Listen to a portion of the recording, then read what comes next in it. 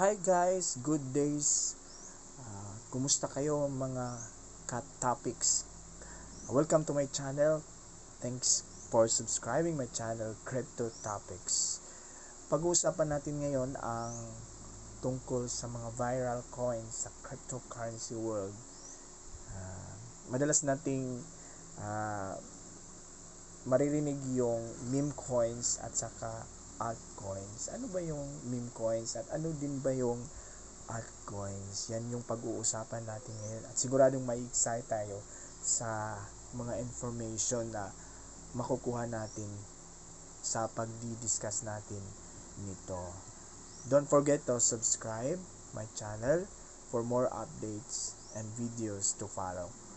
Well, ngayon, pag-uusapan natin ang meme coins at saka yung tinatawag na altcoins.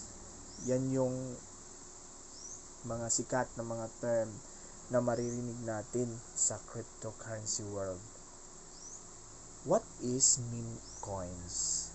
So, ito yung sinasabi dito na meme coins, an overview or definition, is a cryptocurrency that originated from an internet meme or has some other humorous characteristics.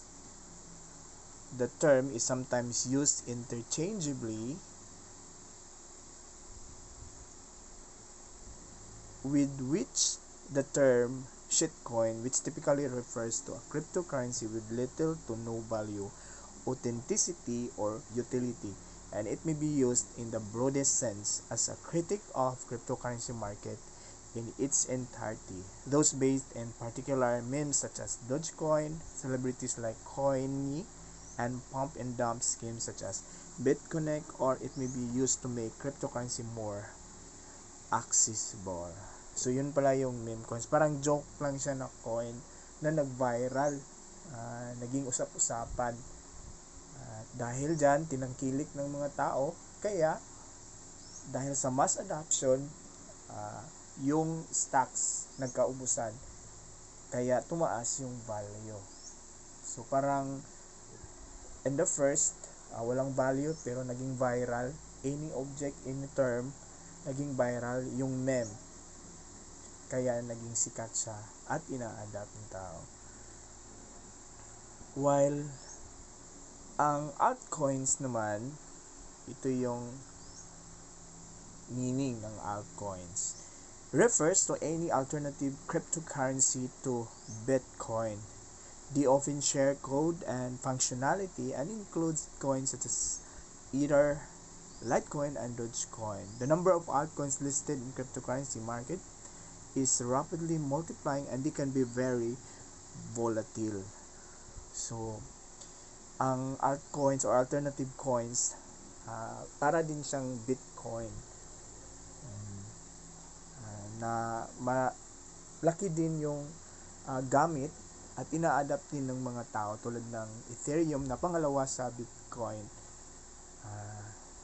At dahil din sa kanyang functionality, the more siya na magagamit, kaya magkaubusan din ng stocks at tataas yung value ng alternative coins o certain alternative coins dyan sa market. So, yan pala yung altcoins. So, at least ngayon, meron na tayong idea.